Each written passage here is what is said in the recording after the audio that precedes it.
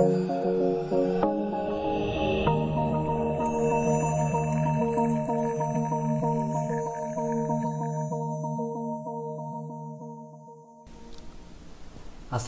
warahmatullahi wabarakatuh. Selamat pagi semuanya. Salam budi luhur. Bertemu lagi dengan saya Eza Perkasa di video perkuliahan mata kuliah teori bahasa otomata pertemuan keempat yang akan membahas tentang penyetaraan NDFA dan DFA. Ya.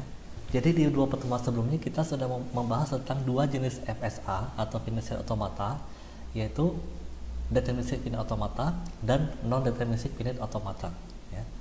Nah, ternyata di antara NDFA dan DFA itu dia bisa disetarakan. Ya. Kita akan melihat caranya bagaimana di video kali ini. Ya. Jadi dari mesin NDFA itu bisa dibuat mesin DFA yang setara. Ya. Kenapa? Jadi gini ya, kalau kita mengimplementasikan otomata ini di pemrograman, ya, NDFA itu dia tidak bisa diprogram dengan mudah, sedangkan DFA bisa. Ya. Oleh karena itu, bagaimana kita akan mengubah menjadi yang sulit atau tidak bisa diprogram menjadi bisa diprogram dengan mudah. Ya. Nah, setara itu maksudnya apa? Setara itu di sini maksudnya adalah mampu menerima bahasa yang sama. Ya. Contoh implementasinya adalah permainan catur, ya, catur yang akhir-akhir ini populer, ya, yang memiliki banyak alternatif pada suatu posisi tertentu. Ya. Itu maksudnya seperti itu. Nah, algoritmanya seperti apa dan untuk menyetarakan NDFA dan DFA ini? Ya. Yang pertama, kita akan buat dulu semua state yang merupakan himpunan bagian dari himpunan state semula. Ya. Ingat aja konsep himpunan bagian. Ya. Misalkan kalau jumlah state semulanya itu adalah Q, ya, maka jumlah state barunya adalah 2 pangkat Q, ya, sama dengan rumus himpunan bagian. Ya. Nah, lalu tentukanlah statistik state barunya. Ya. Transisinya akan sama dengan penggabungan set sebelumnya yang berkesesuaian. Ya. Lalu tentukan set awal baru. Ya. Set awal barunya akan sama dengan set awal sebelumnya. Ya. Kemudian tentukanlah set akhir barunya. Set akhir baru yaitu state yang elemennya mengandung set akhir sebelumnya. Ya, seperti itu. Jadi misalnya set akhirnya adalah Q1. Lalu di pembuatan DFA-nya tuh ada state lagi yang namanya ada Q1-nya. Maka dia akan menjadi state akhir yang baru juga, ya. Jadi state akhir barunya bisa bertambah, ya, dari NDFA sebelumnya. Kemudian tahap terakhir adalah reduksi state baru yang tercapai oleh state awal baru. Ya. Maksudnya adalah state baru yang tercapai oleh state awal baru ini adalah state yang memiliki transisi yang dalam petik melawan arus, ya. Jadi panahnya itu berlawanan dengan arah transisi state awal baru. Ya. Nah, contoh soal seperti ini, ya. Misalnya saya punya NDFA seperti gambar ini, ya. Ini NDFA, ya. Tapi saya maunya jadinya DFA. Bagaimana caranya? Perhatikan, ya. Nah, pertama-tama kita akan bikin dulu tabel transisinya seperti contoh, ya, jawaban ini. Ini jumlah state-nya ada 2, ya. Jadi jumlah state-nya, ya, jumlah state-nya akan menjadi 2 pangkat 2, yaitu 4, gitu, ya. Ada 4 buah, yaitu state kosong, ya. Ingat, ya, teori hiperbagian, ya, kurung terawal tanpa ada state apapun. Kemudian Q0 ini merupakan state awal baru, ya, jadi bukan Q0 polos, ya, tapi Q0 yang ada kurung terawalnya. Lalu Q1 ini state akhir baru karena apa? Di gambarnya ini dia merupakan state akhir, ya, Q1, ya. Kemudian Q1 ini set akhir baru. Kok bisa ditentukan set akhir baru dari mana? Karena di notasi himpunan ini ada Q1-nya, ya, maka dia menjadi set akhir yang baru. Ya. Maka set akhir barunya akan bertambah menjadi 2. Ya. Kemudian cara membuat rambut transisi barunya seperti apa? Ya. Nah, jadi di sini, ya, ada konvensi bahwa untuk state kosong itu mau inputnya apapun, transisi apapun, tetap, ya, akhirnya adalah state kosong, ya, tidak ada perubahan, ya. Lalu Q0 Q1, ya, kalau kita Q0 Q1 kalau kita transisikan, maka dia akan merupakan hasilnya berupa gabungan dari hasil yang berkesesuaian. Jadi misalnya gini, Q0 kalau di 0 akan jadi Q0 Q1, ya. Sedangkan Q1 kalau di 0 akan jadi kosong, ya. Q0 Q1 kalau digabung dengan kosong maka tetap menjadi Q0 Q1 ya. Seperti itu. Lalu Q0 Q1 ke 1 itu hasilnya bagaimana? Kita lihat Q0 dengan 1 hasilnya Q1 ya. Lalu Q1 dengan 1 hasilnya adalah Q0 Q1. Q1 kita gabung dengan Q0 Q1 maka hasilnya menjadi Q0 Q1 ya. Jadi seperti itu ya. Nah, baru kita bikin DFA-nya. Ini sudah menjadi DFA ya. DFA-nya menjadi seperti ini. Nah, ini ya. Jadinya seperti ini. Kemudian DFA ini kita akan analisis ya. Apakah ada state yang tidak tercapai dari set awal ya. Ternyata tidak ada. Jadi pekerjaan kita sudah selesai. Inilah DFA hasilnya ya. Jadi Q0 Q1 itu dianggap sebagai satu state ya. Bukan dua state tapi satu state ya, seperti itu.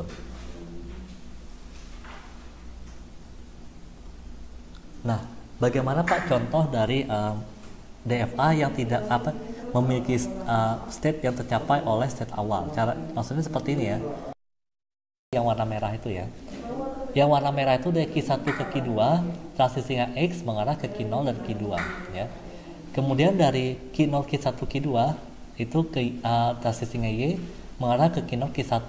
Itu dia tidak akan mencapai state awal ya. Karena dari Q0 ya, dari Q0 itu panahnya selalu ke kanan ya, ke kanan yaitu ke kanan, tapi yang ini Q1 Q2 dan Q0 Q1 Q2 dia panahnya ke kiri ya, makanya dia melawan arus ya, makanya bisa kita buang ya. Nah, seperti itu caranya. Nah, kita hapus ya, dan hasilnya menjadi seperti ini ya. Dia tidak akan mengubah bahasanya karena Q1 Q2 dan Q0 Q1 Q2 itu dia tidak akan mempengaruhi bahasa yang dihasilkan ya. Nah, terkait dengan penyetaraan NDFA dan DFA, sebenarnya saya ada tips dan triknya sedikit ya. Jadi akan saya bahas dulu ya bagaimana tips dan triknya. Nah, jadi risikonya adalah penyetaraan NDFA ke DFA dengan membuat FSI-nya terlebih dahulu itu akan berisiko memunculkan state yang tak tercapai oleh state awal ya. Jadi tabel transisinya itu bisa dibuat terlebih dahulu ya. Buat dulu tabel transisinya, kemudian coba turunkan dari tabel itu ya. Jadi kita tidak perlu menghadapi dengan state yang tidak tercapai oleh state awal ya. Hasil transisi itu bisa dikatakan sebagai turunan dari state bersangkutan ya. Turunan itu bisa diturunkan lagi ya. Lalu penurunan tersebut dilakukan dari state awal ya. Nah, kemudian set kosong itu akan memiliki turunan set kosong juga. Ingat dari konvensinya. Kemudian set tunggal akan memiliki turunan yang sama dengan turunan semula ya. Sedangkan state yang berkelompok, ya maksudnya yang beberapa state dalam kurung awal itu memiliki turunan state yang digabung dari turunan state tunggal semula. Ya. Nah, contohnya seperti ini ya. Sekilas ya di sini ada 3 state ya, Q0, Q1 dan Q2. Ya. Kalau kita pakai cara yang tadi di awal tadi ya, kita akan dapat menebak bahwa jumlah state barunya adalah 8 buah ya. Tapi kenyataan di 8 buah itu hanya ada 5 set saja yang bisa digunakan. Kenapa? Mungkin kalian sudah tahu ya sebabnya apa. Kita lihat ya caranya bagaimana. Kita mulai dari Q0 dulu ya. Q0 ya, tetap Q0 tapi pakai kurung perawal. Di sini kalau Q0 ketemu P maka menjadi Q1. Q1-nya akan menjadi state baru ya, diturunkan. Ditulis di bawah ya. Kemudian R, Q0 ketemu R menjadi state kosong, maka state kosong juga tetap tulis ya. Jadinya seperti ini ya. Kemudian state kosong ketemu P maka tetap kosong juga. Lalu kosong dari R menjadi kosong juga ya. Kemudian Q1 ketemu P menjadi kosong. Lalu Q1 sama R ya akan menjadi Q2. Nah, di sini dari 6 hasil ini yang paling baru adalah Q2 ya. Sedangkan yang lain sudah ada hasilnya, maka Q2 ini bisa kita tuliskan di bawah ya, jadi seperti ini ya.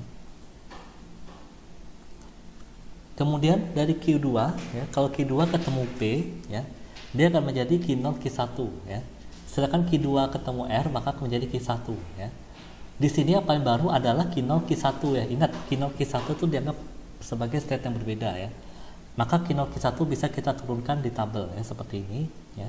Sedangkan Q1-nya tidak, karena Q1 sudah ada ya. Kemudian Q0 Q1 kalau ketemu P ya, ingat caranya. Q0 ke P maka akan menjadi Q1 ya. Sedangkan Q1 ke P maka akan menjadi kosong ya.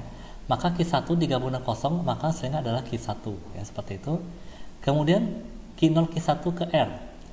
Q0 ke R hasilnya adalah kosong. Lalu Q1 ke R hasilnya adalah Q2. Maka kosong digabungkan dengan Q2 hasilnya adalah Q2 ya. Maka kita lihat lagi, Q1 sudah ada ya di tabel ini, di sini di sebelah kiri ya, paling kiri Q1 sudah ada, dan Q2 pun sudah ada di sebelah kirinya. Maka pekerjaan kita sudah selesai. Nah, coba kalian hitung ada berapa state ya. Ada 1, 2, 3, 4, 5. Nah, tadi sudah saya bilang ada 5 ya. Bukan 8 tapi 5. Jadi 3 state tidak digunakan ya. Nah, ini jadi hasil akhirnya seperti ini ya. Jadi setelah kita bikin tabel transisinya, baru kita bikin DFA-nya seperti apa ya. Itu saja tipsnya. Kita akan balik ke materi ya. Istilah state yang distinguishable ya, atau state yang terbedakan, dan state yang indistinguishable atau state yang tak terbedakan. Maksudnya apa ya? Jadi ini merupakan pengobatan suatu state. Jadi DFA yang kita hasilkan itu belum tentu bakal jadi sederhana ya. Walaupun itu tidak ada state yang tidak tercapai oleh state awal ya. Tidak ada state yang tidak tercapai oleh state awal ya. Jadi caranya bagaimana ya? Tentu saja yang pertama, hapus semua state yang tak dapat dicapai oleh state awal ya. Itu kan tahap itu sudah kita lewati di tips dan trik tadi ya. Kemudian catatlah semua pasangan state PQ ya yang distinguishable ya. Di mana P itu merupakan state akhir dan Q itu bukan state akhir ya. Jadi bisa jadi itu suatu state juga tapi dia bukan state akhir ya. Kemudian lakukan pencarian state lainnya yang distinguishable ya. Misalnya kita punya delta PA. Jadi kalau P ketemu A hasilnya PA, lalu Q ketemu A hasilnya QA ya. Sedangkan pasangan PA dan QA itu sudah tercatat sebagai distinguishable sebelumnya ya. Maka PQ yang baru ini dia juga merupakan state yang distinguishable juga ya. Nah, catatlah pasangan state sista dari langkah sebelumnya sebagai state yang indistinguishable ya. Lalu gabungkan seluruh state yang indistinguishable tersebut menjadi satu state. Ada 3 state nih yang indistinguishable ya, A, B, dan C ya. Kita bisa menggabung A, B, dan C itu menjadi ABC ya. Jadi satu state saja ya. Kemudian sesuaikanlah transisi dari dan ke state-state yang telah digabung ya. Seperti itu. Jadi misalnya ada 0, ada 1, maka menjadi 0 dan 1 ya. Kalau cuma 0 saja maka transisi tetap 0 ya, seperti itu. Nah, contoh soalnya seperti ini. Misalnya anggap saja ini DFA yang sudah terbentuk dari hasil penyetaraan NDFA ke DFA ya. Kita akan menyedarkan DFA ini bagaimana ya. Kita cek dulu ya. Di sini ada nggak set yang tidak tercapai oleh set awal ya? Tidak ada ya. Ternyata tidak ada. Karena tidak ada yang melawan arus ya. Nah, pasangan set yang distinguishable ya, yaitu AE ya.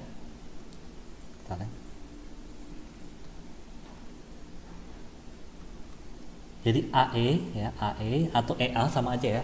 AE atau EA dianggap sama, jadi tidak memperhatikan urutan ya. AE lalu BE, CE dan DE ya. Jadi A itu bukan set akhir, begitupun dengan BCD itu bukan set akhir ya. Lalu E-nya adalah set akhir, maka pasangannya adalah boleh AE atau EA ya, sama aja. Lalu BE atau EB sama, CE atau EC, lalu DE dan ED ya. DE dan atau ED, maksudnya seperti itu ya. Kemudian pasangan set distinguishable lainnya adalah kita lihat transisinya. Untuk AB ya, kita periksa dari kalau A ketemu 1 maka akan menjadi D ya. Kemudian B ketemu 1 dia menjadi E ya. Sedangkan di sini DE kita sudah tahu bahwa DE adalah distinguishable, maka bisa kita katakan bahwa AB itu juga merupakan state yang distinguishable ya. Walaupun baik A maupun B itu bukan state akhir, tapi itu merupakan state yang distinguishable juga ya. Karena DE-nya itu state yang distinguishable. Kemudian AC ya. AC kalau A ketemu 1 menjadi D ya. Sedangkan C dan itu C dan 1 menjadi E ya. C ketemu 1 jadi E. Sedangkan DE tadi sudah dinyatakan sebagai distinguishable, maka AC-nya itu bisa kita katakan sebagai distinguishable juga ya. AD ya, untuk A ketemu 1 maka akan menjadi D ya. Kemudian D ketemu 1 menjadi E ya. Sedangkan DE tadi kita sudah nyatakan sebagai distinguishable ya. Maka dia tetap AD itu sebagai pasangan yang distinguishable ya. Jadi pasangan set yang distinguishable ini bertambah menjadi ada AE, lalu BE, CE, DE, AB, AC, AD ya, seperti itu ya. Mungkin ada bertanya, Pak, kalau misalnya saya maunya A0, A0 dan B0 bagaimana? Kita lihat ya. A0 itu masukkan B ya, sedangkan B0 itu B0C ya. Kenapa? Lihat panahnya ya. Jadi A ketemu 0 menjadi B, kemudian B ketemu 0 menjadi C ya. Nah, ini masih diragukan karena dia pertama dia tidak dia kedua-duanya bukan set akhir, tapi hasilnya juga tidak ada di pasangan state yang distinguishable sebelumnya ya. Jadi masih diragukan. Jadi kita periksa saja yang satu ya. Seperti itu ya. Nah, sisa pasangan state yang pasti indistinguishable yang tidak dapat dibedakan adalah BC ya, BC karena transisinya kalau dari B0 menghasilkan C, misalkan C0 jadinya B ya. Lalu B1 menghasilkan E dan C1 menghasilkan E juga, karena EE sama jadinya itu pasti tertolak ya. Kalau hasilnya sama dia ditolak. Ingat pasangannya harus berbeda, tidak boleh sama ya. Kemudian BD, kalau BD ya dari B ke 0 itu C, sedangkan D ke 0 itu ketemu C ya. CC itu sama, maka sudah pasti indistinguishable ya. Lalu CD BD tadi B ketemu 1 hasilnya E, D ketemu 1 pun E, maka hasilnya EE, itu tidak boleh ya. Nah, kemudian CD ya, CD itu C ketemu 0 hasilnya adalah B, sedangkan C ketemu 1 hasilnya E ya. EE tidak boleh ya.